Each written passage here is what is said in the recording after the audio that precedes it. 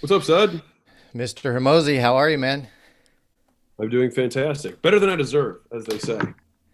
I, I don't know if I agree with that comment. I Better than I think, deserve? yeah, I think you deserve the best. Like we're all amazing human beings, and we all deserve the best, right? It's so interesting. I actually have a completely contrary thought to that. I think that we don't deserve anything. Ooh, oh, touche. Yeah. Well, maybe we can talk about that some more. Uh, Sure. so we have, I don't know if you remember, we're updated, but we have a live audience, right? Sweet. They're not in yet, but they'll be in soon. So we're going to live stream as well. Rock and And roll. I'm in Austin, over in Travis Heights, so in the same Okay. hood as you are. And you were actually on my good friend's YouTube channel just last week, Leon Oh, Hendricks. And oh, yeah, yeah, yeah. yeah. So we have a lot of overlapping friends, but running around in similar type of circles. But it's very nice to meet you. Thank you for having me. I And I know appreciate you've it. done a lot. Go ahead. I said thank you for having me. I appreciate it. Oh yeah. Yeah, I know you podcast a lot. We'd like to do a fun, informal chat talking about your background, and then we'll dive into the book. I read the book. I've got it here. Amazing book, by the way. Dude, the And hardback. You see the hardback? Look at this one. I did. I got the paperback actually. So Ah. yeah, yeah. I have to get the upgraded version. So we'll Yeah. dig through that, and then we'll do some Q&A towards the end. And if you have a drink, feel free to drink. Feel free to, be informal and have a good time. So, any questions? I just realized we're gonna be on for like 45 or 50, right? Let me pee real quick. I'll be right Okay, back. I yeah, want to go do be your thing. really focused. Two So, seconds. yeah.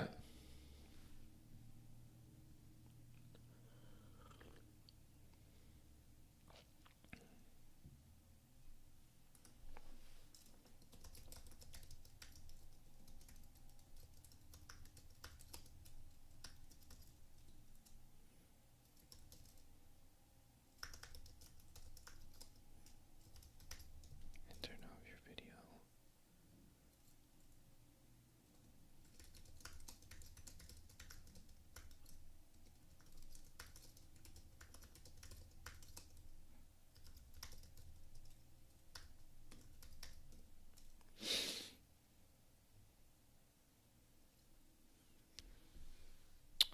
Just so you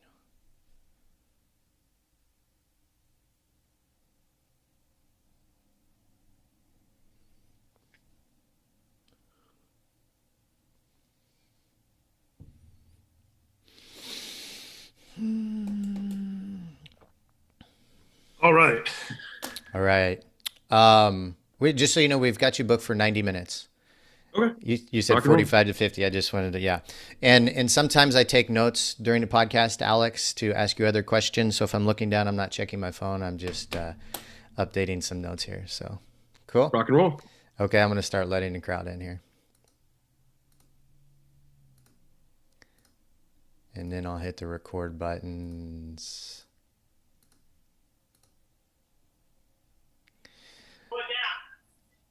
All right, guys. Welcome, everybody. Please turn your videos off and put your microphones on mute.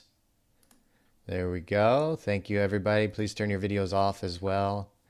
Daphne, if you don't mind turning your videos off. There we go. Cool. So welcome, everybody, and welcome, Alex. We're going to hit the record buttons and start to rock and roll. Oop, we got one more.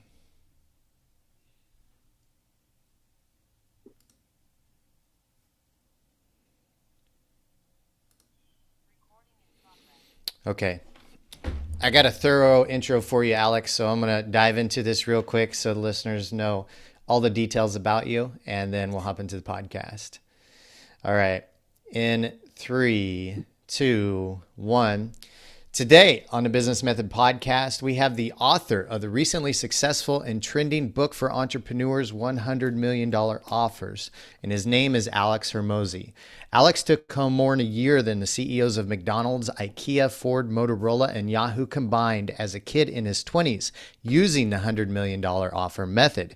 In 18 months of business, Alex went from 550,000 to 28 million. In the previous 3 years, Alex has taken home 1.2 million in profit every single month.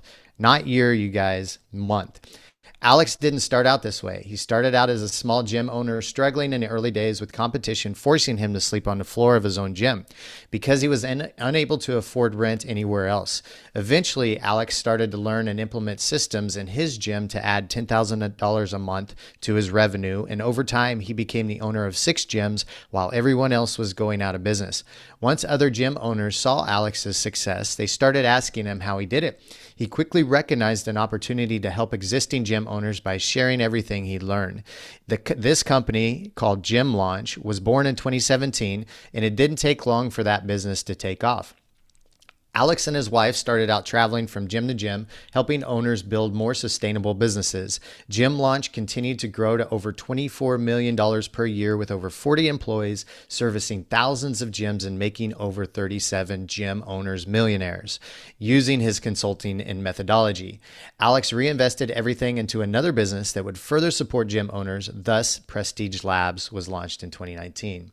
Prestige Labs started out as a supplement company, but quickly grew into another product line. In 2019, they launched Done For You meals. Alex's vision was to give gym owners the tools not only to get their clients better results, but also make the gym owners more money through commission.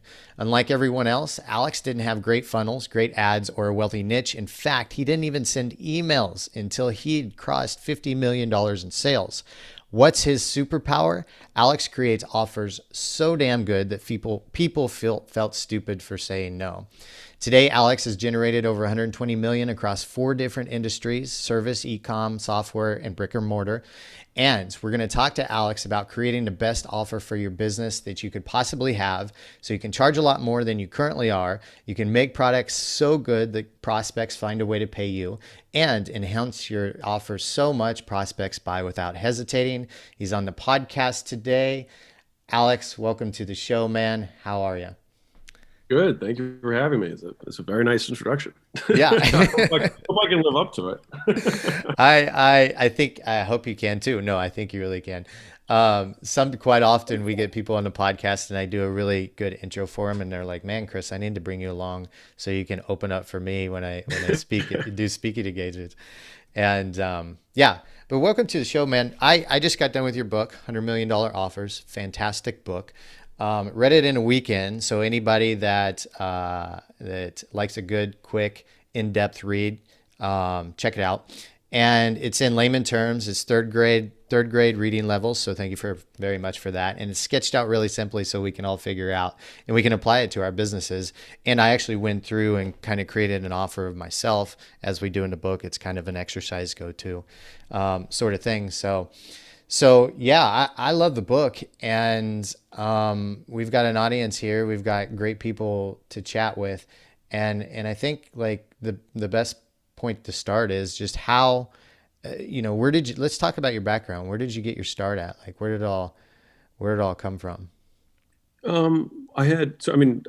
I went to Vanderbilt, graduated in 3 years, magna cum laude. The only reason I bring that up is because I feel like a lot of entrepreneurs who actually did okay in school somehow feel like ostracized by the entrepreneurs who didn't do well in school. Oh yeah, yeah. To go to college or not to go to college, sort of thing. Yeah, or right? like, you Yeah. know what I mean? And I'm actually very against going to college nowadays if you want to be an entrepreneur. But I think there's like, you can also be good at school and become an entrepreneur as well. And I feel like it's been so, the pendulum swung so far the other way that's like, if school didn't fail you, then you can't be an entrepreneur. Right. And so I don't know if that's necessarily true. But yeah, I did that. And then I became a management consultant. I was between that and investment banking, and I thought management consulting sounded cooler. It might still be cool. I have no idea. But the 2 years that I did was not ideal for me. I didn't really enjoy it that much. And it was only in facing my own desire to stop living that I was like, I think there are other things I could do that would not make me want to feel this way, or would at least give me some chance of not feeling this way as much. And so I quit my job, and then I emailed 40 gym owners because I knew I liked fitness. One guy got back to me, and then I drove my car 36 hours from where I was to where he was, and I sold everything I had before leaving. And so that was what kind of got me into the gym industry. And that was the first business that I had was the gym.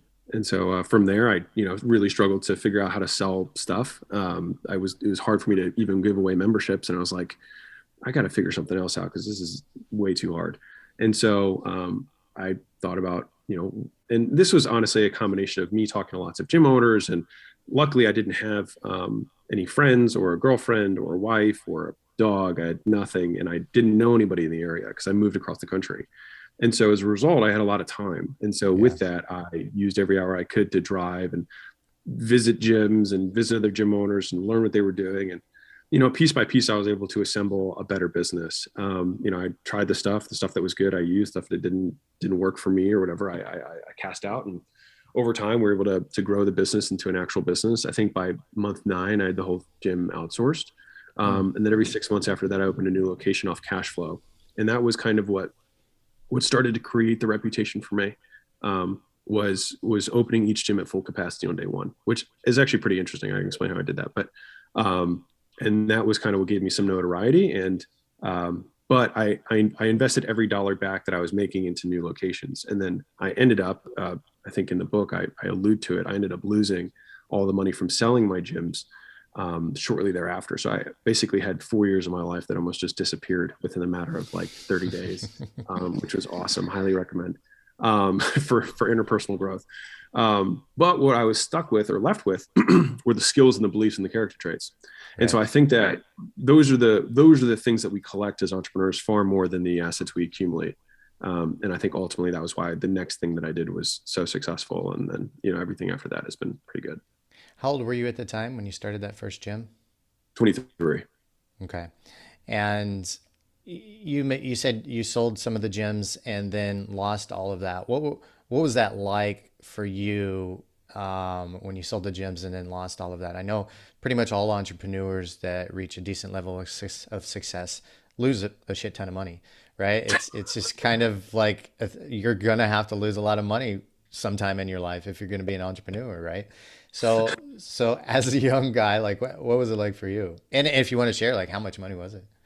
Oh, I mean, it wasn't a ton. I think it was like 100 grand, maybe 150 grand, but it was everything I had. That's You a know what I mean? lot for somebody in their mid 20s, right? Yeah. Yeah. Um, and so it was, yeah, it was, I mean, it was miserable. But I think I don't know if I can describe this the right way, but it was so painful because it was like the only thing that I felt like I had to show for it, Hmm. that it forced me to think differently about what I had to show for it. And so in thinking differently to cope with the pain, I think I made better realizations about what I actually had to show for it, which was all the skills that I had.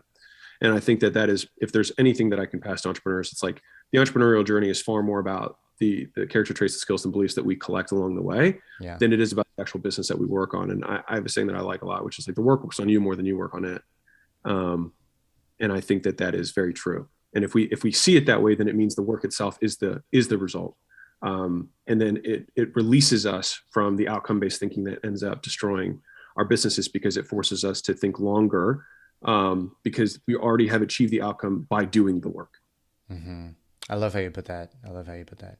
And it's so true too, because like once in my life, I was donating plasma and eating cans of corn and green beans for dinner, and I was like, one day I'm still going to help people and I'm going to keep doing this entrepreneur thing, even though it's not easy.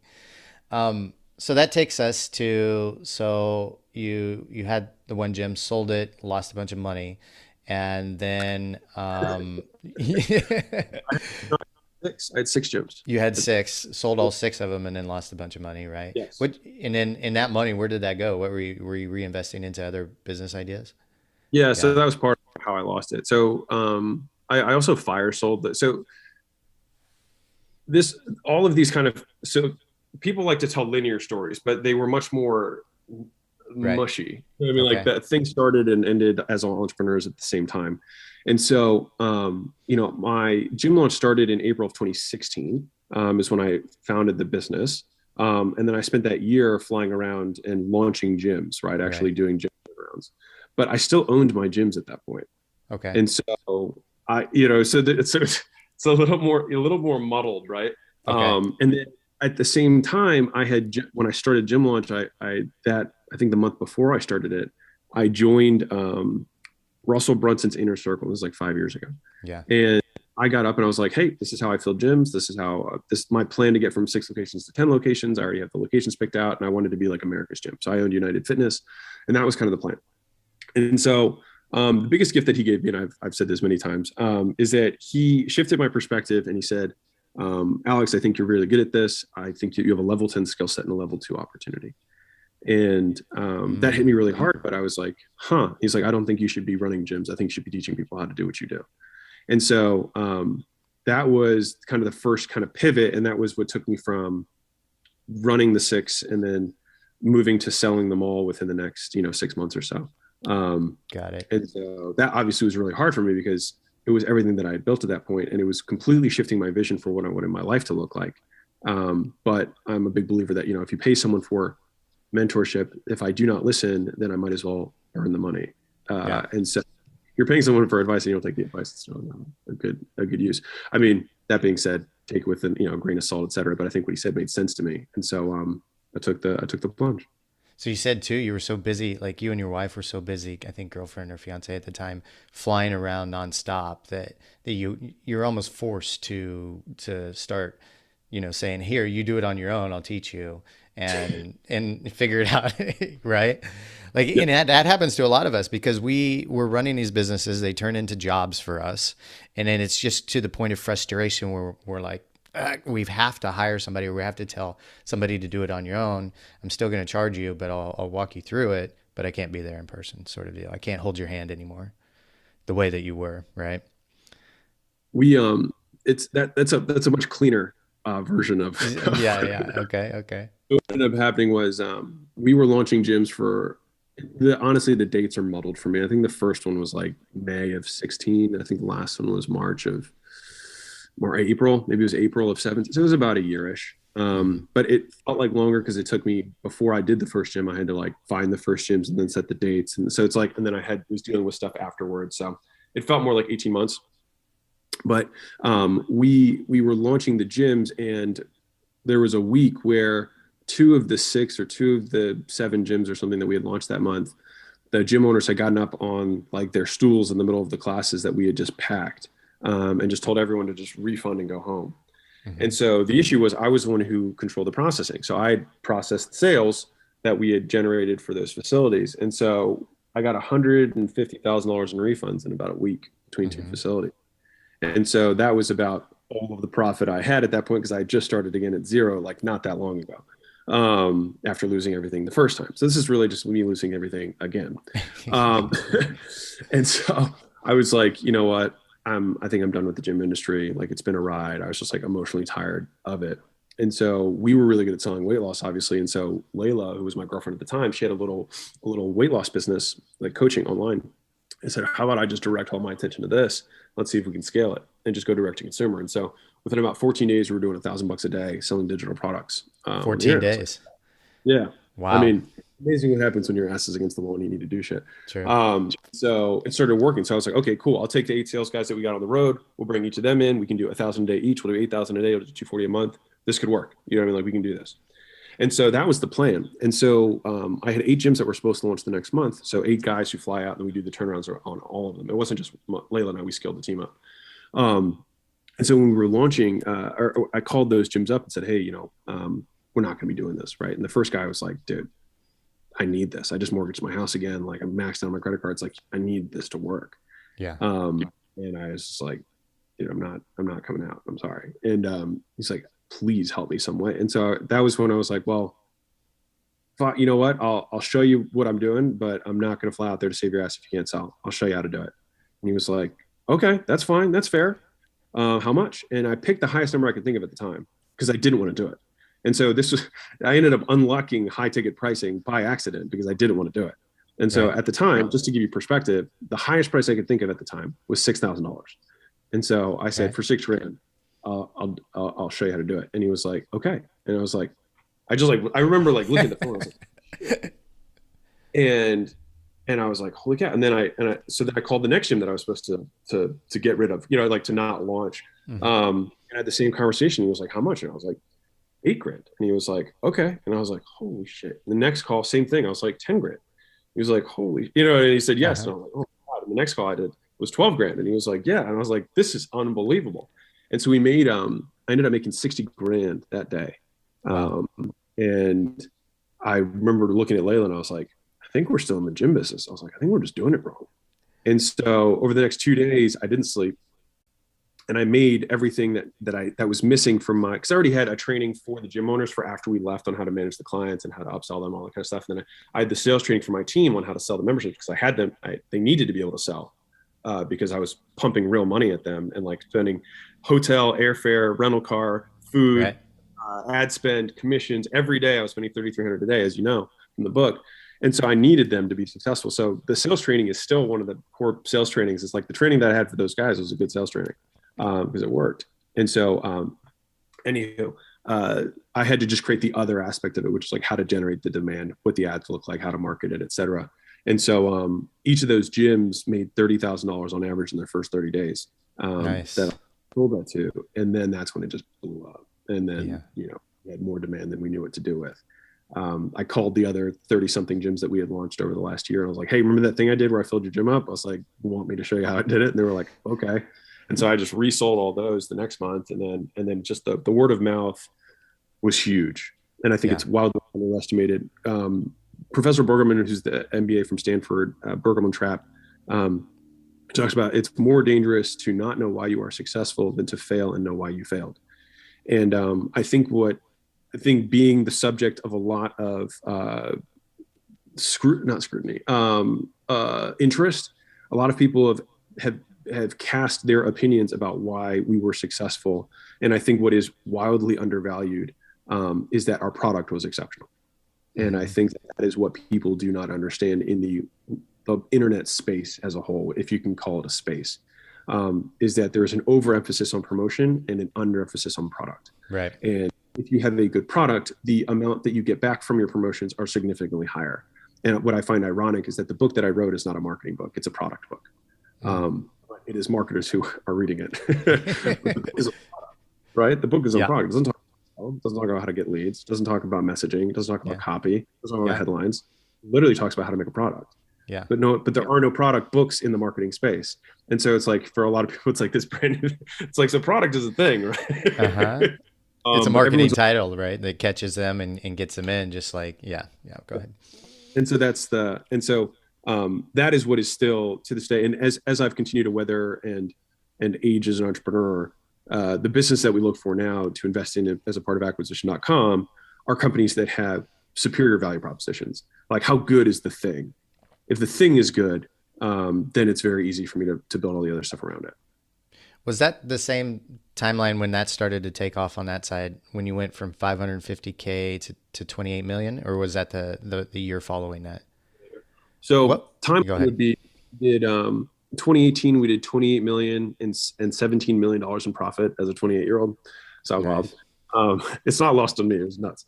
And then the next year we did 37 million. I think we did 13.5 million in profit. That was when I started the supplement company. So I invested in all the inventory, all that kind of stuff. I also made one really massive pricing mistake, which cost me about $4 million, which sucked, which I can happy to talk about if you want. And then 2020, we started, at the end of 19, in the beginning of 2020, we started Allen, which is our software company. We actually, started the software company and scaled that to just under 2 million a month within the first 6 months. And then in the middle of kind of 2020 is when we started acquisition.com. And that was when we started it. Now we have 3 companies outside of the companies that I own explicitly that are in that portfolio. Yeah. Before we move on, because I want to start to dissect the book, but I want to ask you, and I ask a lot of entrepreneurs this, but it's fascinating to see so much rapid growth in somebody's timeline, because I think mindset wise, so many people out there just get stuck at like the 6-figure mindset, or maybe $500,000 mindset, or 7 figures, or even 8 figures, right? Yep. And you were almost forced to kind of blow that mindset out just by circumstances. But what do you think are some of the best things that you did throughout your timeline to help you shift your mindset rapidly and then accept that, I'm an 8-figure entrepreneur right now. I'm a 9-figure entrepreneur right now. What any things that happened, or any tidbits or tips you got from anybody, or courses or mentors or anything that really Yeah. kind of helped you through that? So interestingly, like I've never, and it was just funny you said that, I've never identified as a quote 8-figure entrepreneur or a nine, like I've never said those words like in my Right. entire life. Right. I've never even, and so that just I figured I should at least address that. But I'm actually a big believer in the theory of constraint. And so it's, I think what appears quick to the outside, fast from the outside feels like clarity from the inside. Right. And so when you're inside of the business, it's, are we clear on the one thing we need to be focused on right now? What feels fast on the inside is slow on the outside. It feels like everything's so frenetic and I have all these things I have to do. And if you have all these things you have to do, it means you're not prioritizing. And I think that ultimately, like all of us are all given more or less the same resources. Most people here in a developed country, most people have access to the internet. We have access to the same information. We have access to the same amount of time. And so why is it that some people are able to outperform others? And it's because of how they prioritize their time and, or rather the actions that they do. And so when I look back on 99% of the decisions that I've made in the last year, almost none of them mattered. But the 1% of decisions that did matter are the ones that I had a lot of leverage on. And so I think you had the original question was how do you break that mindset of like speed, et cetera? I think I focus not on what the outcome is, but is what is the constraint that is stopping us from growing right now. And so I think if we ask better questions, we'll get better answers. And most people don't even ask the question, which is, if I'm at $100,000 a year, what is stopping me from being at $1 million a year? What is stopping me from being at $10 million a year? And I do like Grant Cardone's concept of the whole 10x thing. And I think I like it because it forces us to ask better questions. If you say, how do I double? You're going to get doubling answers. If you say, how do I 10x? The answers are different because you can't do twice as much. You can't do 10 times as much as what you're doing. You have to think differently. And so I think that when we ask those types of questions, then we'll be able to answer them and then have those better answers and then execute on them. And I think that the actual drive, though, which is different than what you're asking, but I think still equally important, is that for me, I was just incredibly insecure and really wanted to be untouchable from all angles, mostly just to protect myself because I think I'm soft on the inside. And so I try to portray as much unbeatableness as I possibly can, mostly so people just leave me alone. So for Interesting. me, that pain is what drove me. Right. And I think people are driven proportional to their perceived pain, irrelevant from what actually occurred in whatever created who they are. I think everybody's had quote, difficult times in their lives. Most people have difficult childhoods, and that's because you're a child in the real world with no coping mechanism. So of course it's hard for you, right? Right. But I think we all experience that, and then the question is, to what depth did we experience that pain, and then what did we use that pain for, or did that pain use us? Have you targeted what that pain is for you exactly? And Oh yeah, for me, yeah, 100%. It was a proof of my father that I didn't think I was going to. yeah. And as you've gone through this journey, have you learned to accept that pain more, or come to terms with it, or even let go of it, or I think that over my, so I had to go from pain to numb, and then from numb to selectively turning on emotions again. And that was probably a 4-ish year process. No, yeah, that's not true. It's probably more like an 8-year process. Sorry, I'm thinking about from gym launch. So from the original me starting my gyms until maybe like a year or two ago, it was rage that built the gyms, and it was fear that built gym launch. And I would say that ego probably built the software company. And then I think acquisition.com finally is coming from a place of abundance. And I'll define abundance because I think people throw the word out a lot. right, But abundance is, as I define it, you need nothing. It's not about how much you have, it's about how little you need. And so I think that you can be abundant because by definition, if you need nothing, then everything is in excess, which allows you to give because I don't need anything in return. yeah. And sometimes it takes all that trial and error and fear and rage to get to a place of abundance, right? To really know how to tap into it and appreciate it. Mind you, I made millions of dollars off fear and pain. So like, I'm not saying that it is not an effective means of motivation. And I think another interesting thing is that people don't know the difference between motivation and fear. And Mm-hmm. what happens that's interesting at some point, some of you hopefully will experience this, is that when fear disappears, motivation actually feels different. And I don't think I'd ever felt motivated until maybe recently, because it was still fear that drove me. So like that thing inside of you that's like, oh, I got to start working. That's usually fear, not motivation. Right. And so it's fear of some sort of failure, or insecurity, or judgment, or whatever your thing is. So how do you know, like, if you're feeling fear and not motivated? Like, do you have something you do to switch? Like, you wake up in the morning, you're feeling fear, you've got to do this, this, this, this. Is there something you do that can help you switch on a regular basis? I don't feel fear nearly as frequently. Now that could be because I have put real world totems in place that kind of quell those fears and insecurities. So Mm-hmm. it's like, just being real for a second, right? It's like I look the way I look, right? I'm very wealthy. I'm young. I have an attractive wife, whom I enjoy. And so I check off all of the boxes that I think that are important for perception. And I think that I could stand here and say, it's because I'm so secure now. Or I just quell the insecurities with changing the environment in which I live so that I can just continue to function and have real evidence to contract or contradict the fears or insecurities that I speak to myself in my head. Mm, mm. Well put. All right, I love this, but we've got to dissect the book. Let's talk about offers. We got some listeners that want to talk about offers. So your book, you have 3 or 4 main sections: pricing, value creating your offer, enhancing your offer, and an execution.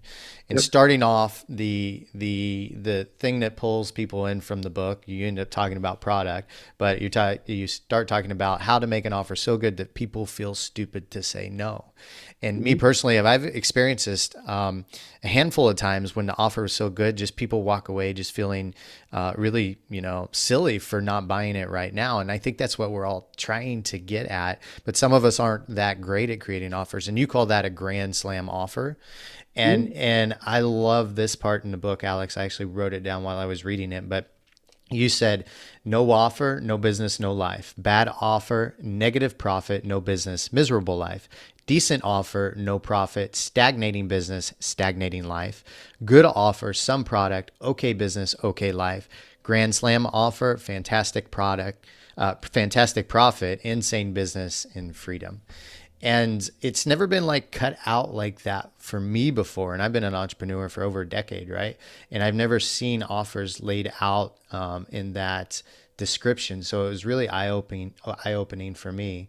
So maybe if we can just dive into exactly what a Grand Slam offer is and how the people out there can really start to form their own in a better way. So I think it's useful from a thought perspective to show extremes, and then kind of walk backwards from there. Mm-hmm. So if I wanted to, so let's if we wanted to start with the query, I want everyone to say yes, right? So what would I have to say to get everyone to say yes? And so let's say I was selling a make money offer, right? Which fundamentally anybody who's B2B is selling a make money, right? Right. It's just down and said differently, but more or less that's what it is. And so if I were to say, cool, I guarantee you that you will make twice as much money as you do now, in 30 days, or I will pay you all of the money that you paid me plus twice as much back, right? And you don't have to do anything besides buy today. Um, Most people would say yes to that, Right. right? And so the question is, if that's the offer someone would say yes to, is there, and then the other offer is pay me right now, I give you no promises, there's nothing, you might experience an outcome, you might not, right? And Right. you're going to have to do a lot of work and it's going to be really painful for you. If that's the other extreme, is there a point in between here and here that's closer to this side that we can do that will get people to buy and that we can fulfill? And so I think that that's kind of the thought experiment, is like I would start here and then just walk back as few steps as I can until I find something that I feel like I can fulfill on, that I know most people will say yes to. Mm-hmm. And so the components of each of those things is what's kind of outlined in the book. And so the first section of the book is around pricing, because I think a lot of times most entrepreneurs, like there's 4 major marketplace. I don't talk about this in the book, but there's 4 marketplaces that exist within like pricing strategy. You've got at the top, you have luxury, then you have premium, Mm-hmm. then you have low cost, and then you have ultra low cost. Ultra low cost is like third world country, like 99-cent book that I have, ultra low Right. cost, right? Right. Low cost is Walmart, is Amazon, is Target, right? Premium is BMW, Mercedes, right? Audi. Those are premium. Luxury is Rolls Royce. Right. And so I mean, I probably should have just done all car examples there, but it like the lowest one would be like cars they don't even sell here in America and only sell for like under $4,000 in India. Yeah. You know what I mean? Like that would like they don't even exist here, and then we only have like the Pinto or whatever. You know what I mean? Yeah. and, Yeah. Yeah. and then you Toyota and whatever, right? And so the idea is that it's not that I want to just color this for a second. The reason I give the broad advice of raising prices is that for most businesses, they're not going to win unless they're a more complex entrepreneur that's funded, et cetera, right? Which most of us are not, with some sort of ultra low cost strategy so they can acquire market share, et cetera. Most Mm-hmm. people, normal service to a normal avatar. And if that is you, then you don't occupy any of the four spaces. And if you're selling a normal product to a normal avatar, you're probably not intentioning to create a luxury business, which is one where the more someone pays, the more status they have, which you may think that because you are expensive, you are a luxury, but you are not. Mm. Right. So it's clear, like demand should go up when you increase the price. And that's not the case for most people. And so the idea is if you're in the normal, then you need to decide whether you're going to be low cost, whether you're going to be Walmart, or you're going to be premium, like you're going to be BMW, right? That's the decision most businesses need to make. Okay. And most of them try and do something a little bit more for a little bit less, and they find themselves in the middle, which a consumer does not understand. And so we have to decide what we're going to be. And I think that if you're going to be the low cost leader, there can only be one or two per marketplace. And so unless you have a very strong operational background and you've dedicated all of your effort to how can we optimize costs and pass on those savings to the customer so we can give the highest value per dollar, then the only kind of reasonable alternative besides that is to become a premium leader. And so I don't describe that in the book, but that is the reasoning behind the broad brushstroke recommendation of just becoming a premium leader, which means you have to increase your price. And the benefits of increasing the price are that you're going to attract more qualified customers. And when you attract more qualified customers, your product, even if you don't change it, will increase in its quality. If I attract people who are doing $1 million a year and I try and help them go from 1 million to 2 million, it's significantly easier than helping someone go from zero to $10,000 a month. Right. Right. Because someone already has all these other things. And so I might have the exact same product. Let's say it's how to run Facebook ads, which I think is the most commoditized thing in the world, but you get the idea, right? So if I have how to run Facebook ads and I'm trying to get someone to go from zero to $10,000 a month, it's much harder. And my product will not do nearly as well or provide nearly the value as it might to somebody who's doing $1 million. And they get one thing from it and it boosts them by 25%, which is 250,000. So for them, I can in a real way provide more value. And my product was more valuable because of the prospect that I'm choosing to sell to. And so that was kind of the idea behind the pricing component of this. And then when we have more pricing power, we can spend more in the acquisition, we can spend more in the fulfillment, and then fulfill the promises that we're making, and then actually feel like we're making the impact that many of us want to have. When the reverse of that is you have less profit left over, you have to cut down on your expenses, you provide less value, and then in so doing, you lose conviction, then ultimately burn out. Mm. So you have one quote in the book, Alex, and it applies to this, where you say there's absolutely no benefit of being the second highest, Second cheapest. the second cheapest service or product in that industry or in that niche, but there's a ton of benefit of being the most expensive, right? And and I guess that would regard both premium and luxury areas of price range. Okay, yeah. Cool. And that's where you decided you wanted to be using that method. Basically, you decided you wanted to be the most expensive company out there that helps gyms launch their businesses, right? Makes sense. So much so that people have to they have to pause and think, wow, this is so much more expensive than everything else I've seen. Yeah. Something different must be going on here. And in so doing, you can use price even as a primary signal to a prospect that you are different. Like right. Price in and of itself can be a differentiator, even in the opposite direction. Right. That makes sense. But then you still have to deliver on the backside of it, or you'll lose business eventually. Like that's the only way to sustain it, right? So I guess the next part of pricing is finding the starving crowd, and you dissect this in the book as well. So the starving crowd being a crowd that the hot dog stand outside of the baseball stadium at midnight or whatever, and people are really really hungry and there's no other food, and it seems like you kind of almost naturally kind of dropped into a starving crowd. And this is just from what I know from you of the book. I could be completely wrong about that. But I see a lot of entrepreneurs that struggle finding a starving crowd. Or here's the other thing. They kind of get their ego or their concept of themselves wrapped up in a non-starving crowd, and they continue to build a business that is for a non-starving crowd, and maybe a crowd that's really, fat and hungry. They don't even need your service, right? Yeah. So let's hone in. Let's talk about how people can find a more starving crowd. So four components, which are in the book, is one is that what are the components of this, right? Of a starving crowd, and it's not always going to be perfect, but I at the very least want to make sure that I'm not in a dying market, right? Mm-hmm. So the first is it a growing market? Is this market either growing at the pace of the marketplace or growing faster, right? If it's growing faster, that's plus, right? If it's just growing the same, then I just consider that a neutral point. And if it's shrinking, then that's something that I'm going to say is a red flag, and I might not want to be a part of it. So an example of a shrinking industry would be newspapers, right? Which I example in the book, and a friend of mine had that business. An example of a growing market might be cannabis, right? It's growing faster in the marketplace because it's meeting the demand, right? And you use the 9% real quick, 9% rule as whether it's growing or dying. Is that? Yeah. Okay. Yeah. So 9% what the stock market returns on on average on a regular basis. And so, yeah. And so if you're not making more than 9% a year, you're not growing, you're dying, correct? Yeah. Yeah. Okay. Exactly. Yeah. And so that's the growing component. The second is, do they have buying power? Right. Mm-hmm. And so the difference is, let's say I was a relationship coach. I use the example in the book. It's like, if I were a relationship coach, I would rather deal with, finding your second half of life love with old timers than, not Alzheimer's, for old timers, than like find a hookup mate in college, because that marketplace has more purchasing power, even though the problem is the same. So I'd rather deal with that. The third component is, are they easy to find? And this one's important because this is more of a tactical example. But like, if you can't find your market, or they're just more difficult to find, they don't have associations, they don't have lists. Nowadays with the internet, it usually just takes a little bit of ingenuity. And sometimes that can be a competitive advantage. If you find something that might be a little bit harder to find, but you find a way to contact those people, then that can be like secret sauce for you. Mm-hmm. But I want to make sure that I have a way that I can easily target them. And ideally a way to target them that is cost effective, right? And so I was trying to show the visual in this puppy for our growing marketplace. Maybe I can find it. It's my book. I should probably know where it is. Here it is.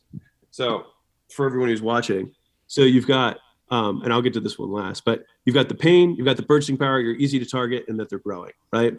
And so I'm doing these in reverse order, but pain is the last, but also maybe the most important one, which is, I don't want them to be aroused by what I'm saying. I want them to be ravenous for the thing that I'm selling, right? Mm-hmm. And that comes down to timing. So right now, if you were to ask, is the gym owner market a starving market? I would say maybe, in that they have pain, but overall, I think they tend to be jaded by the fact that like 100 other Gym Launch copies have come in to the marketplace, not delivering on the promising, but still trying to keep our premium pricing. And so I think timing matters, right? Timing matters a lot when it comes to these things. And I think we also, to a large degree, had a lot of our success because the timing was good. Mm-hmm. And as much as people want to be like, oh, it's all our entrepreneurial prowess, I think part of it was timing. I think there was a lot of things that, Facebook ads were cheap. ClickFunnels had just started. You know what I mean? Like there was no one really doing what we were doing at that time. And so a lot of those things Lollapalooza together to create a really outsized outcome. Yeah. But from a marketplace standpoint, if everyone here is looking at their niche that they're trying to find, which is probably the next point in the pricing, is that we want to find a niche. And if you want, I can go through that pricing example because I think it's powerful. I'd love to, yeah. So right now, I use weight loss a lot, partially because I come from that background, but also because everyone understands it. If I were selling a generic actually, no, that's not the example I use in the book. I'll use a weight loss example, do something different. So if I had a generic weight loss product, right, I might be able to sell that product for like $19. If I had an ebook on weight loss, right, that would be just mass market, just weight loss, right? There's nothing crazy about it. If I were to niche down and say, I want to do weight loss for women, then it might be something that it's only for women, then I might be able to charge maybe $99 for that same thing, right? If I were to say, I want to work with women who are nurses or shift workers, mm-hmm. And help them lose weight, and this diet plan is specifically for that type of woman, then it might be a $500 thing, right? And then if I said I'm working with shift working nurses between the ages of 35 and 55 in highly urban areas or something, whatever, then the pricing power of that thing might be a $2,000 price for the same thing. And ultimately, the ebook is going to say, stop eating shit and move. Mm-hmm. But the thing is that the prospect will perceive that the solution is far more tailored to them, and the messaging can so clearly articulate their pain in a way that they feel understood. And if we can talk in that way, then they, in a very real way, get more convicted that the product is going to work for them. And then in a very real way, we'll get and receive more value from the product because they perceived it as being tailored to them. And so we can take the same product, a weight loss ebook, and make it 200 times the price or whatever, 100 times as expensive as it was before, simply by niching down and selecting a market that we believe. Now, in that example, that I would say that's an easy one to find. They have purchasing power because they would be nurses, so they probably, they're making $70,000 to $110,000 a year. Mm-hmm. They're in pain because they're overweight, right? And they have a lot of other pains of like their time and their scheduling and all the other pains I would try and hit on. And they're easy to target, right? And so they would check all the boxes. Sorry, they might not be growing, but I would say they're growing at the pace of the marketplace. I don't know if maybe nurses are in a lot of demand right now with COVID. So who knows? They might for right now, it might actually be a growing market. But that would be the idea is like, okay, if I'm looking at this and I'm currently selling weight loss or selling it to everyone, how can I sell it to one person? And how do I pick that person well? And a lot of times I feel like entrepreneurship is very counterintuitive, which is why a lot of people don't succeed at it. It's like, you have to give more in order to get more. It's backwards. Right. Yeah. People think it's all about asking. It's all about giving, right? You have to say who you're not serving in order to find who you are going to serve. Right. And so strategies are about saying what we're not going to do rather than what we are going to do. And so there's lots of lessons like that are belief shifts that I think are important in the entrepreneurial journey. And the first one begins with who we're going to sell our thing to. Yes, that makes sense. Okay.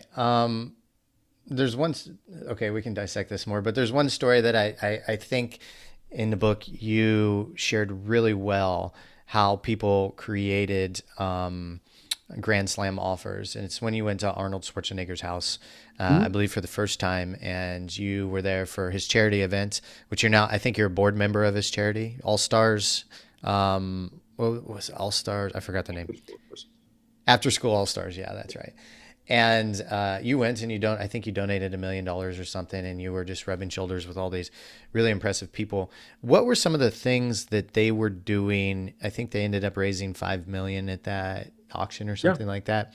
What were some of the things that they were doing that the entrepreneurs out there can use to get these really high prices and for a product that they perceive is really worth it? And apply it to our own businesses.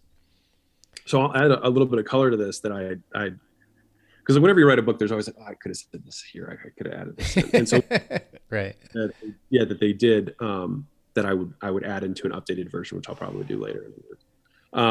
Is that philanthropy in of itself is something that can help you command high premiums, or you'll have more. People will buy things because what happens is in a real way, they're getting more value because they're getting value from the product and they're getting the value from feeling good about donating to something. And so there's two types of value that they're getting. And with philanthropy, the more you give, the more you get that value in terms of how much you gave. Now, I'll tell you this, it's not proportional. But anyways, they had a philanthropic edge, which made everyone always feel good and they were in the right mood.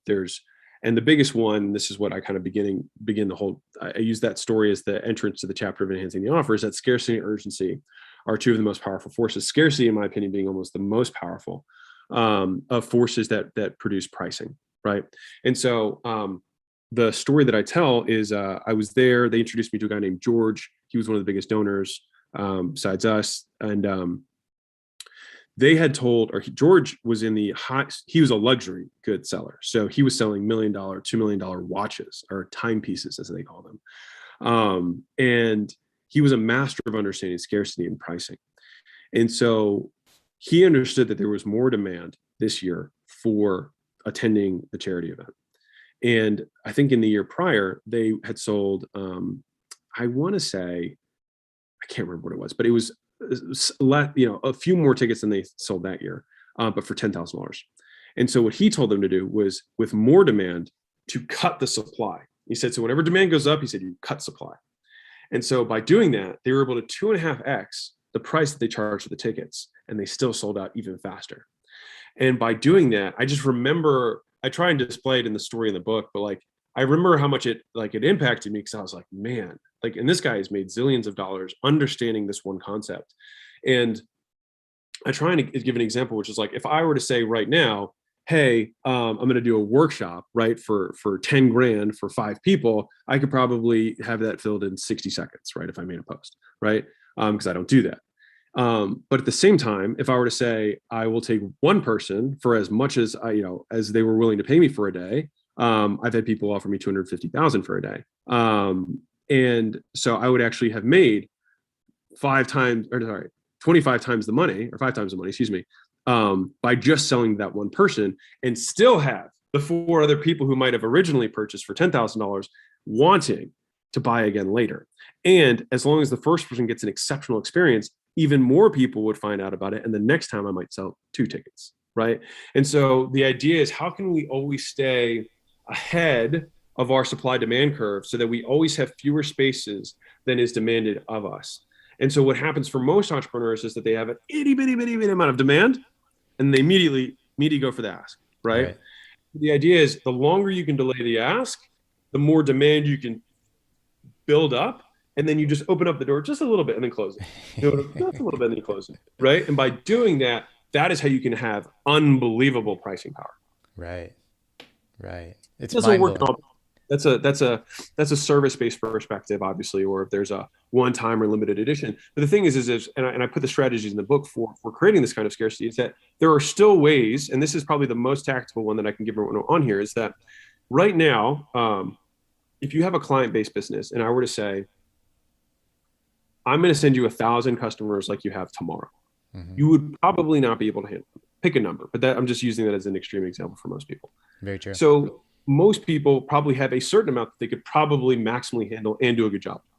And so the ethical way of showing and creating scarcity is just actually saying what your limit is. And so if you normally can handle, let's say, 5 clients a week, then just saying that 5 clients a week is your limit, and then actually enforcing that limit. And this is the thing that people fuck up. And actually enforcing the limit, or even limiting it to 3 and then increasing the price, so you have fewer people to service, you have less operational costs and more margin. Because again, the goal is not to sell the most people, but to make the most money, right? Right. With that, right, we can then, after we sell the first person, we're like, we have 2 spots left for the week. And after we sell the second person, we're like, this is the last spot, I got a handful more calls. And you are being truthful. And so you put a genuine scarcity line. And here's the cool thing, is that next week you can change it to 4. Yeah. But if you just, as long as you ethically stick with the line that you draw, you can always say exactly the amount of spaces that you left, which is normally what you hit anyways. But it creates the perception of scarcity, which can get more people to buy when they otherwise might not. Yeah. It's so difficult too. Like, it's appealing. There's a carrot in front of the horse's mouth, and you're like, oh, one more client, an extra $5,000, $10,000. I can handle it. As opposed to just saying, no, this is where I'm going to limit myself and then scale that. But it's difficult for people to do. I can put you on the waiting list for next week if you want. Yes. Yeah. That's a good way. And then as soon as you text them next week, what do you think is going to happen? They're like, fuck yeah, I'm in. It's like, yeah, we ran, right? Or next month, whatever.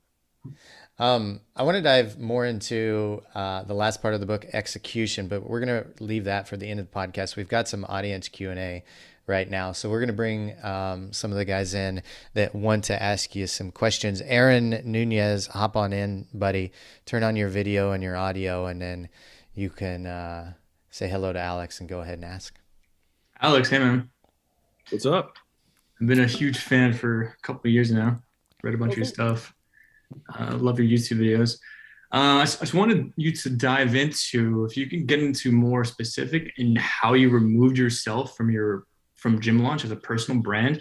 I got a ton of questions around that. Like, one, it looked like I saw an ad. It looked like you basically brought in another guy to replace you as the face of the company. And why did you choose that instead of just like a company brand? And then not only that, what was he compensated? How did you take over? Like, how did you manage the research and development? I imagine Gym Launch has a lot of research and development. Like, how did you put that into the operations? And then not only that, like, I know you said profits went from like 16 million to 8 million. Like, where did that go? Did that go to like, is it decreased revenue, or just you were profit sharing it out, or what did that look like? It's a good question. So there was a lot of there. So I'll try and start at the top. Well, I'll start backwards. You know what? I'll do in whatever order it comes to mind. So to answer the profit question, part of that was because we just got kicked in the nuts with COVID. So I think that the decrease would have been significantly less if we were not brick and mortar gyms during COVID for that year, right? So I think it's somewhat unfair to say that the team was somehow half as effective as they were otherwise. But during that period of time, we still did do, all the replacements that I was referencing. The individual that you're talking about has been with us for 5 years and was a customer first. So he's been in our world for almost 5 or 6 years now, right? And so he was a customer, did the experience, turned his gym around, sold his gym successfully, came on board as a sales guy, became a sales manager, then became general manager of the whole company. And so he's been getting groomed this whole time, right? For this. And then at a certain point, I think the entrepreneurial journey in general is a relinquishing of control, right? And so a lot of it comes from the emotional side of the entrepreneurs, that we have this desire to control things and have things done our way, when you have to get over that, right? And it's hard. That's why most people don't do it.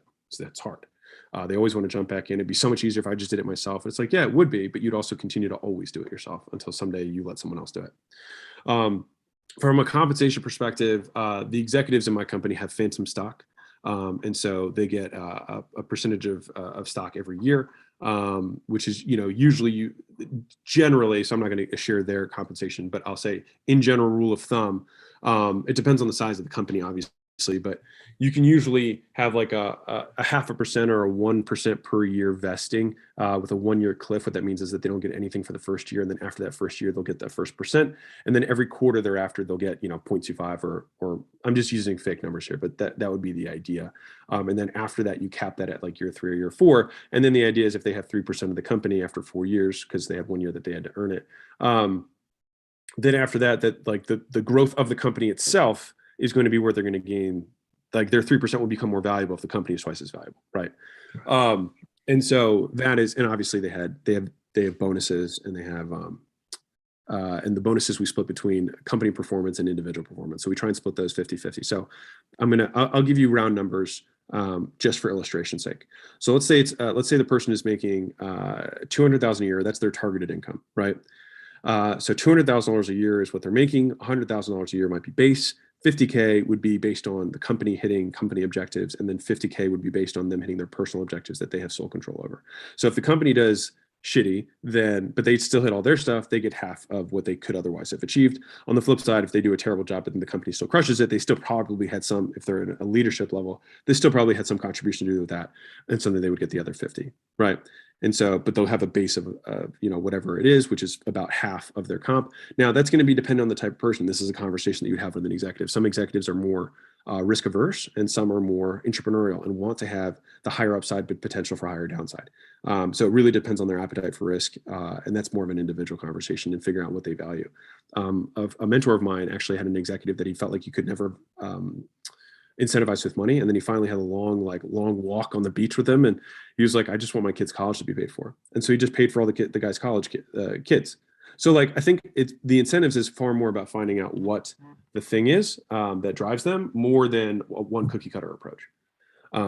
But yeah. And then in terms of how we turn it from a personal brand into what I would consider now just a gym consulting company, is that people try and do it way too fast, right? Like this was like he'd already been with us for 3 years, and then it took about 2 years from when we said, this is when we're going to start, to now where we're completely out. It took 2 years, and it was like, okay, well, Alex is going to go from taking 5 calls a week to taking 3 calls a week. And then 2 months later, it's going to take 2 calls a week. And then another month is 1 call a week. And then it was, okay, well, now I'm just taking calls for the higher level clients. And then from there, it's like, okay, I'm doing every other call, right? Or then it became, now I'm just doing the big release calls. And then it was, okay, now I'm not on any client-facing stuff, but I'm still in the portal. I'm still running the ads. Not me running the ads, but I'm in charge of the marketing component of it. It's like, okay, now we have someone else who's going to be in charge of the marketing component, and I'll just film ads 4 hours once a month, right? I'm just telling you, these are the transitions that we went through. And then it went from me not filming the ads at all, which is where we are now, to finding someone else who can film those ads. And then also what I call creating the GL marketing machine. And so for us, there's a lot of material that is consistently generated by our community, which is good marketing material. And so we have onboarding calls, we have testimony, we have coaching calls, we have success calls that are recorded every single day. that we can slice and dice those things, and they can tag them as like, hey, this is a good call, and the marketing team can come in, slice off the piece, and then make that into an ad. And all of that is consistently being generated without any effort, and it's just about capturing and tagging it, which is much easier. And so by doing that, you've probably seen we have tons of testimonials that we've run for years, right? We've run new testimonials every month, and it's because we have fresh testimonials to run. And so that always works, because at the end of the day, like, the best kind of proof is social proof of other people, just like the avatar. And so that is ultimately like kind of like the process that we went through. And then once we were completely internal facing, it was okay. Now Layla and I only talk to the three executives in the company, and we meet with them twice. I meet with one of them for 30 minutes, and then we meet with all of them for 90 minutes once a week. And that's what it is now. Cool. We have to bring in another question here, Aaron. If you have some more, we'll circle back to you if we have some time. So this very thorough, man. Okay, Davis, you want to hop in? Davis Nguyen. Yeah, absolutely. Alex, appreciate you coming on. Love the book as well as love your podcast. That's my gym routine is listening to like 3 episodes and continuing on with that. So funny thing, I'll tell you, management consulting, at least I think it's cool, just because our business actually helps people become management consultants. We work with Vanderbilt as one of our places where, so my question for you is that I'm really looking forward to volume 2, where you talk about pricing models. But for a service like mine, which is placing students into management consulting roles, how would you think about the pricing on that one? So if I were placing, you take, okay, so let me make sure I understand it properly. So you go to elite schools, you look for the people who didn't get jobs and say, hey, there's these lucrative, career path here. We've connected with Bain, McKinsey, whoever you guys already have your consulting relationships with. And then you put them through what I would consider some sort of training that makes them more valuable than they currently are. And then those companies are happy because that you've done a lot of the onboarding process for them. So their cost of bringing them up to speed is probably a lot less. And so they can start generating revenue from those people faster. And they're a little bit more vetted because you've taken them through whatever process you're taking them through. Am I understanding that correctly? At a high level, yes. The only 2 things is that even for McKinsey, a Bain, Boston Consulting Group, and so forth, they'll still need to go through the interview process and getting the interview. So what we do is we have a team of coaches who will help them polish their resumes, help them with the interview, and then they hopefully pass the interview, which we've gotten a good job with so far. So let me ask you more about that. So are you selling them basically how to increase the likelihood that they get into those businesses? Is that more what it is? Yes, that's more of that. Okay, got it. No, it's good for me to understand. I wasn't sure if it was being sold as we're finding the people who don't get in and then kind of selling it as an opportunity, or it's like this is more of an improvement offer of what you're currently doing and make it more likely. It's an important distinction. Okay, so this is actually really similar to test prep, which I almost started instead of gyms because I love the test prep business. Unbelievable margins. But anyways, so how do you position the offer there? So the idea is I would have some sort of guarantee around the number of interviews that they'll get, if I can. And you could make it a conditional based guarantee, which is like, or we'll keep working with you until you get at least 3 interviews. So that means that when you sign up, you know that you're going to get this, no matter what, whether it takes 6 months or it takes 6 years. Now, obviously, at a certain point, they're going to lose interest because they're not good enough. But it still has some element of decreasing risk. Now, that would be a conditional guarantee. You can also stack that with an unconditional guarantee of, if you don't believe the value of our service in the first 30 days, we'll give you all the money back anyways, right? And so then from a pricing perspective, the question is, are you selling to students or are you selling to students' parents? We're selling to students, but obviously most of them will go to their parents. Right. Okay, cool. So there's a zillion different pricing models you can do with job placements. So, you can do a percentage of their future income. There's lots of things you can do. That's limited only by your creativity. But I would probably have some sort of combination of front end and back end. So front end engagement to cover my fees and acquisition costs, and then probably all my profit will be on the back end.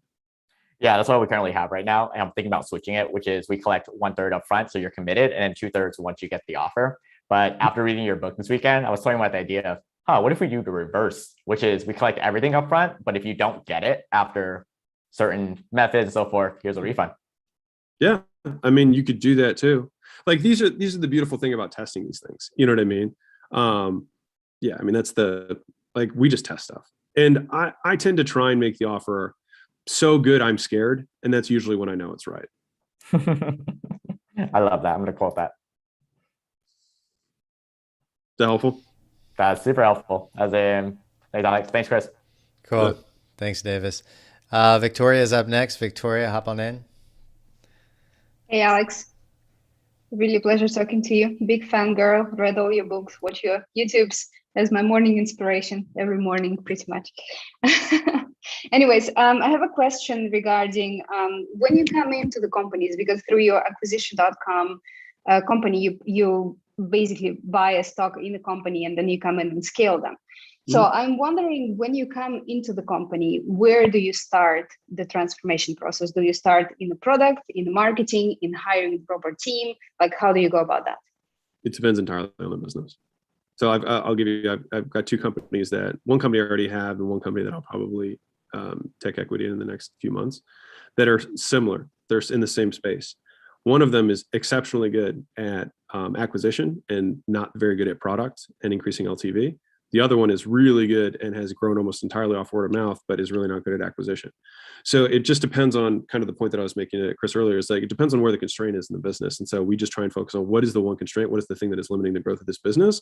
And I think properly identifying that is where a lot of the expertise comes in, because when you're on the inside of the business, you have a hard time because you have so many things that are going on and so many things that you think aren't good. Because the reality is a lot of things aren't good. Right? I mean, a lot of things are not perfect, but the question is, which of those things that is imperfect is the thing that is limiting the business? And so what is the greatest fire that we have to put out first? And then we put them out in reverse order. Some fires are more silent and some are more obvious. So like, and a lot of times it's also like just differentiating between symptoms and causes, right? So for example, a business might not be growing as fast as they want it to grow. And they're like, well, I'm not getting a lot of customers. And it might be a product issue. And so that's where kind of judgment and discernment on behalf of like our experience and having seen a lot of different businesses and whatnot comes into play. It's like, do we think this is a product issue or is this a marketing issue, right? Or is this a team problem, like you said? So it really kind of depends. Or is it a model issue? Like the first business I took on was a photography company. And the guy was like, I have a working photography business. They were doing 1.6 million a year out of just a single facility. It was 2,000 square feet. And I was like, this is awesome. And he'd taken it from 300,000 to 1.6 million because of the gym launch book. He just executed everything in the gym launch book in his photography business, which I thought was funny. But anyways, he had started his parallel business and it was doing, I think, $500,000 a year. And mind you, for everyone who's on here, we don't take anyone at that size anymore. Like everything's 5 million and up, but just let me continue the story. And so it was apparent that he was very good at the business, but the model that he had created was some sort of like semi-hybrid agency thing, which like everyone tries to do and is really commoditized and generally shitty. And I had no desire to be a part of it. And so we reconfigured the entire model. And now 14 months later, it's doing 200,000 a week. So they're doing 10 million. So they just cracked 10 million. And so that was one where the team was right. The marketing was great. The product was great. They were just monetizing completely wrong. And so we just had to restructure the model. I don't have to change anything besides just here's how we're going to do money now, rather than changing anything of the actual doingness of the business.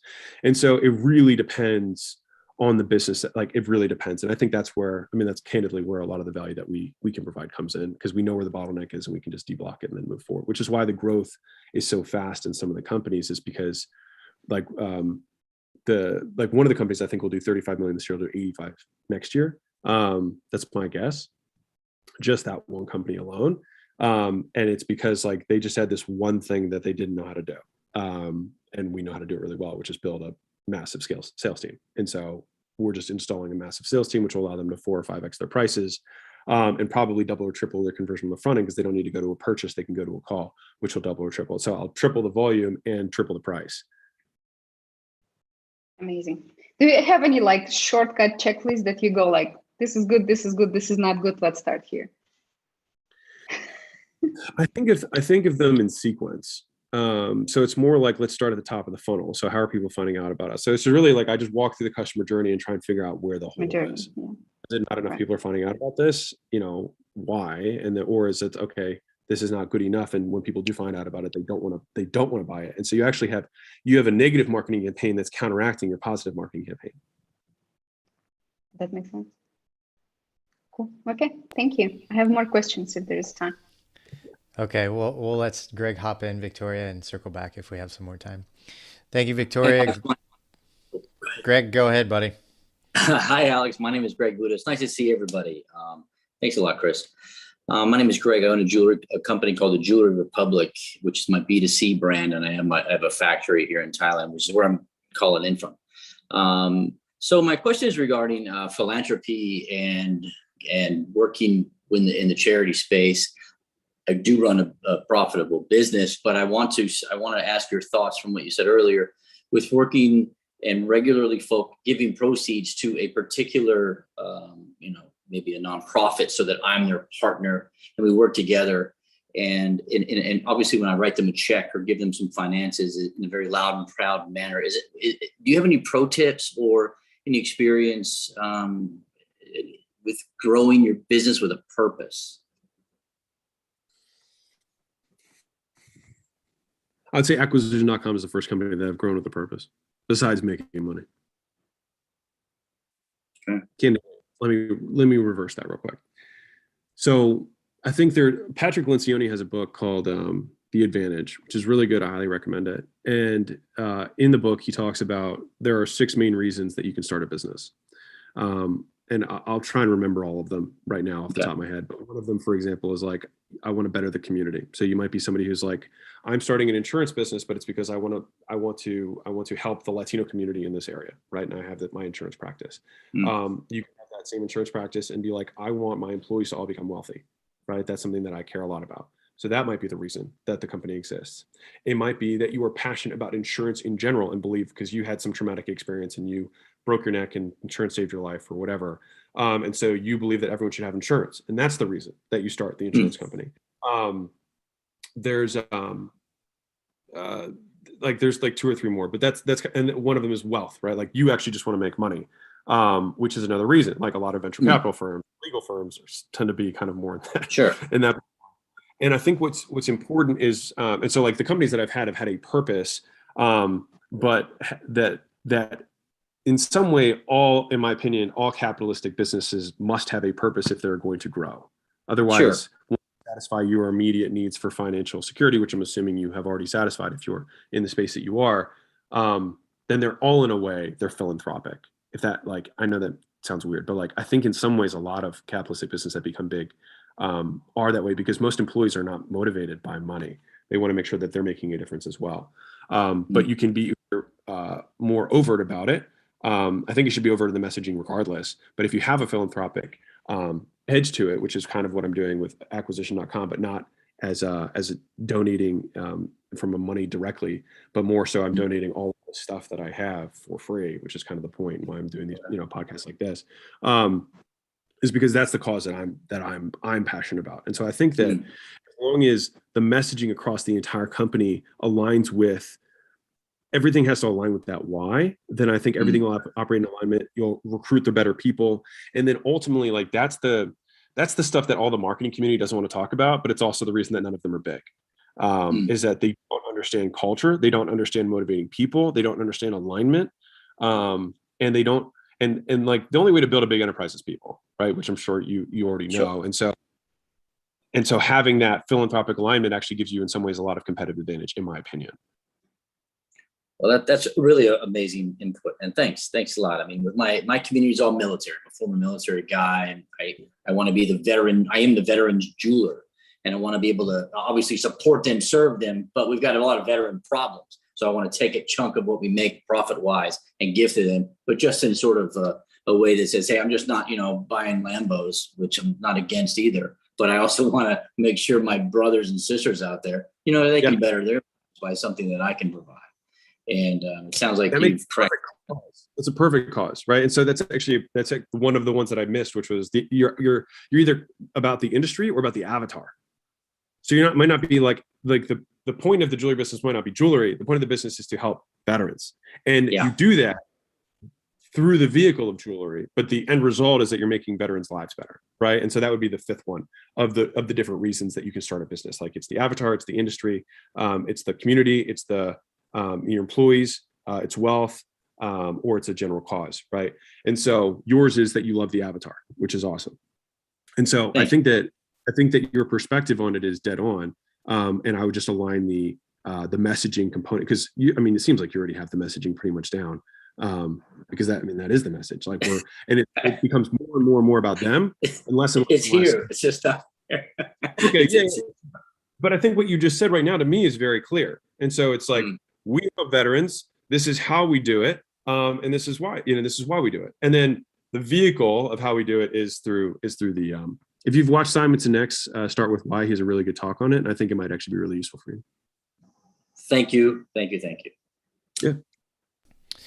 Thanks, Greg. Victoria has one more question and we'll start to wrap things up. Yeah, thank you. Alex, I want to ask a question regarding selling by phone. So in all of your books, you refer to selling as being a very valuable skill, and I agree. But I would like to know your perspective on what do you think is that threshold in dollar amounts that it's worth actually putting together a sales team and starting selling by phone rather than just doing your typical, email selling by email? And what is the dollar amount? Depends on the space. Depends on the space. So if I'm selling weight loss, the ticket would be lower than if I'm selling investment opportunities. Right. So I'm specifically thinking about language learning space. I'm helping Ray with Live Lingua. We want to move from just selling, by hour to offering a program, and whether it's worth it or not to go on a phone for, let's say, $300. Yeah, I think offering a program is way better because you're selling the outcome. No one wants, because think about this. Think about how crazy selling by hour is. The more hours you sell, the more time and effort I have to use, which means the more I have to buy, the less likely I want to buy it.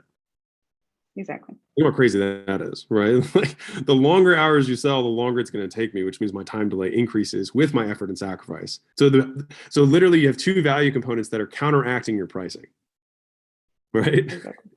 So so I think having a defined end program with being able to pass a basic language test that you can put together, right, could be the guarantee, which is that you'll pass our level 1 test that you can control, right? And you can do that in, I don't know the time duration because you know better than me. 12 weeks, whatever, 3 months. Yeah, 12 weeks or 6 months or whatever it is. And then you can sell that. And then the outcome is I pay this money and then I will be able to pass this test, which to me is valuable, right? Or it might be like vacation level. So you can have little levels of like, you know this better than me, but I'm just saying like, I would probably think like I have a vacation level, which means I can go to that country and not get killed, right? And know where the bathroom is and know how to like order at a restaurant, right?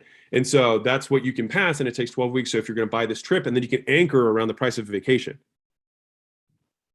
right? So if you might have a $5,000 vacation, it's like it'll double the value of your vacation if you know what to order and how to get around, and you'll have a way better experience. And like, why would you spend an extra $1,000 a night or an extra $200 a night on a better hotel, but the whole time you're there, you hate the experience because you can't communicate with anyone and you can't really soak in the culture because you don't understand what's going on, right? And so then I would probably try and anchor around that. So in terms of price point, I'd probably say for your space, this is me just pulling it out of thin air, like with no background data, but probably a few $1,000, probably $2,000, $3,000 is probably the minimum I would charge for getting into that in that range. And it depends again on the fulfillment. Like if I had a one-on-one person who was helping me out, or am I following a curriculum and then someone checks in with me for the verbal, 20 minutes a week.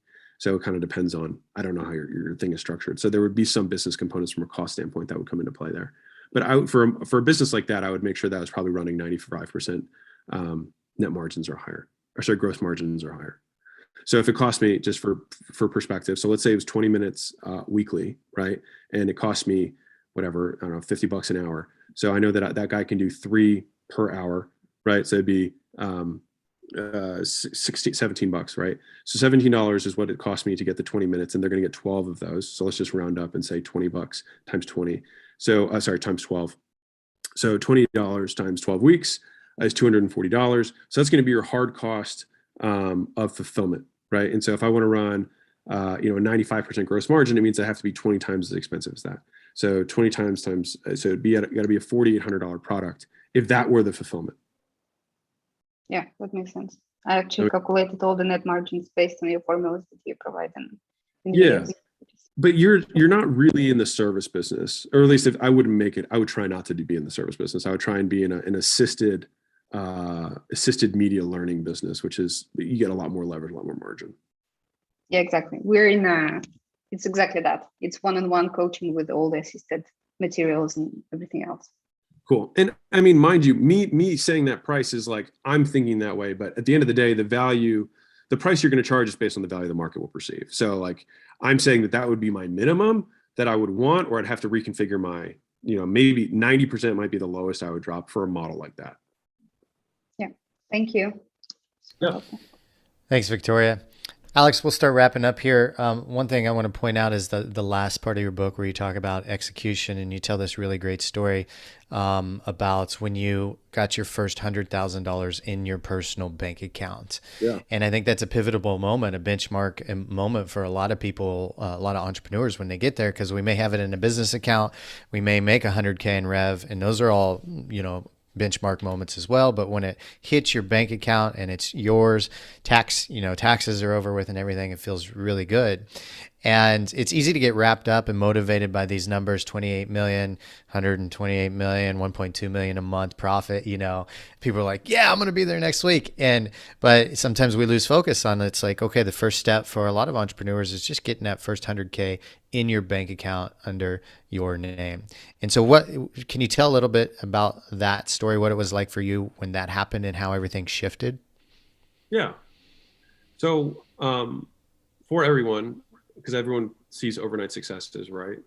I had now at that point been in business for 4 or 5 years, like for context for everyone. So it seems like Alex has everything together, but I mean, it took me like 4 years to get there. And at that point, I'd already done multiple millions in revenue, and per year with the gyms. But because I kept always wanting to reinvest stuff, and so the most valuable lesson that I got from losing everything twice was that a lot of times we tell ourselves this illusion that we're going to pay ourselves later, right? Yeah. And the companies that I have had that have been the most successful, and this is my experience, and there's probably other entrepreneurs who might counteract this, who are maybe far wealthier than I am, but this is my experience as a small business owner who's able to scale, is that if the business pays you and you go in with the intention of the business paying you, you'll be able to last a lot longer. Mm-hmm. because you'll be able, it's much easier to deal with the many fires and pains that come with running a business when you're getting a paycheck every month. And so if a business is not writing me a paycheck every month, then there is a problem. And a lot of us like to just think, oh no, I'm reinvesting my business, but you're not reinvesting in your business. You're just not making any profit. Right. I think that's a much more important thing, but because we want to save our egos and we want to posture, and most important, we're just lying to ourselves that we want to feel more successful, because we want to feel successful because we feel so shitty all the time about running the business. So it's like, at the very least, I can at least tell people I'm successful so I feel better, right? Yeah. But it's still not confronting the brutal facts of reality, which is if you're not making a profit, there is a problem. And so for me, that last story in the book was a culmination of years of learning from failures, of always selling, not caring about the margins much, just caring about growth, wanting to, quote, reinvest and put more money into new equipment and new locations and new leases and new build outs and all that kind of stuff, when I would have been much better served, in my opinion, if I had thought, how can I take this one location that I had and then juice the crap out of it so that it just pumps out profits for me every single month, rather than thinking like, oh, I'm going to do I'm going to do 2 of them or 3 of them or 4 of them or whatever. And so for me, it was a pivotal moment because it finally came true. I finally felt like I had some money. And for me, Layla and I were living on less than $30,000 a year. So for me, that was like 3.5 years of living expenses. Mm-hmm. And so I knew that I was going to be okay. And I think that most of us have to get to that level. Honestly, like, I don't want to say as fast as you can, because if you think that way, it's going to take longer. But I can say that getting there, I was able to get my first level of what I would consider security in place, which is just like food and shelter. I felt like I was like, okay. And I'm somebody who I personally have a need for lots of safety net. I'm actually fairly risk averse when it comes to the money that I have. Mm-hmm. So I like to know my wealth, my income to expense ratio being very, very favorable. Like Layla and I lived on less than 1% of what we made for the first 2 years. Wow. Yeah, we lived on nothing. We lived on like, I think 100 and something thousand a year, but we were making 17 million. So like, we really didn't live on much compared to what we were making. Right. And I think that a lot of people they really want to posture, like so desperately want the status. And I think that if you can shift the status, at least to shifting it towards your net worth, that's useful for most people. And then if you can get your spouse on board and play the game of how little can we live on. And if you can make it a fun game where you win by living on almost nothing, then you inherently decrease the stress in your life because you need so little. right? And then by doing that, you also have less risk, because when you make decisions, you're like, well, we can live on $1,000. We know how to do that. Right. And so it's always in your back pocket, whereas a lot of people do the reverse of that. They overspend their income. They match their living expenses to the best month that they ever had, which was a launch month or something, Yeah. and then the rest of the time they're always stressed, and it was 100% self-induced.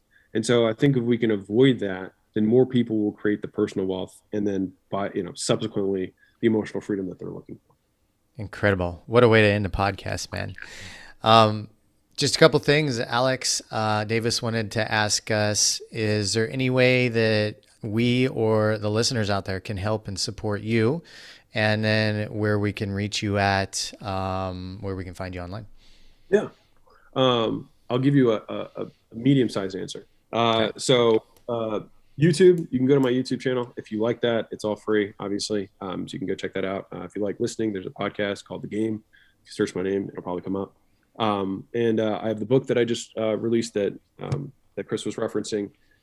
In the first, it's selling 1,000 copies a day right now, Nice. which is pretty crazy, with no ads and no funnels and no upsells. So I think that most people seem to be liking it and telling people about it, which is cool. And I think part of that is because of where the book came from, which is kind of alluding to the very beginning of this conversation, which is, this is the first business, in my opinion, that I've created from a different place. Right. We've made this because the goal was, how can I help as many entrepreneurs as I possibly can? And so the idea was kind of counter what I'm saying in the book, but the goal is different in this. So the book is 99 cents. It comes with the course. It comes with the downloads. It comes with the checklists. And I'll create a new book. I have book 2 and 3 are already done, but I can't release them because I just released this book like 5 minutes ago. So I'll release them in time. But they'll each come with courses that go with them. And that's just because I believe that the education system as a whole has failed all of us. And so I think that as the education system is increasingly fragmented, technology democratizes consumption and consolidates production, which means if you're the best in the world, you get to do it for everyone. And so my goal is to help as many entrepreneurs as I can, independent of what country they live in, whether they have no money, whatever it is. And then hopefully, help some really cool, amazing businesses get started. And then once they pass, $5 or $10 million a year, they can reach out, and we'd love to help them get to the next level. And even if they don't, I'd love to die and just know that we help a lot of people for free. And I don't think I'll regret that when I'm 80. Yeah. Alex, thank you so much for coming on the show, sharing all your tips and tricks and wisdom with us. And I think I speak for everybody for helping ask and answer some great questions that the listeners came up with, and that came out of reading your book, man. Yeah, so we'll keep you in contact. Listeners, we'll put the links in the show notes. Again, Alex, thank you so much. Listeners, we want to thank you for tuning in once again, and we'll see you all on the next episode. Goodbye, everybody. Oh. Dude, awesome podcast. Thank you so much, man. Really appreciate it. Awesome. Hopefully it's not bad. I think it's great.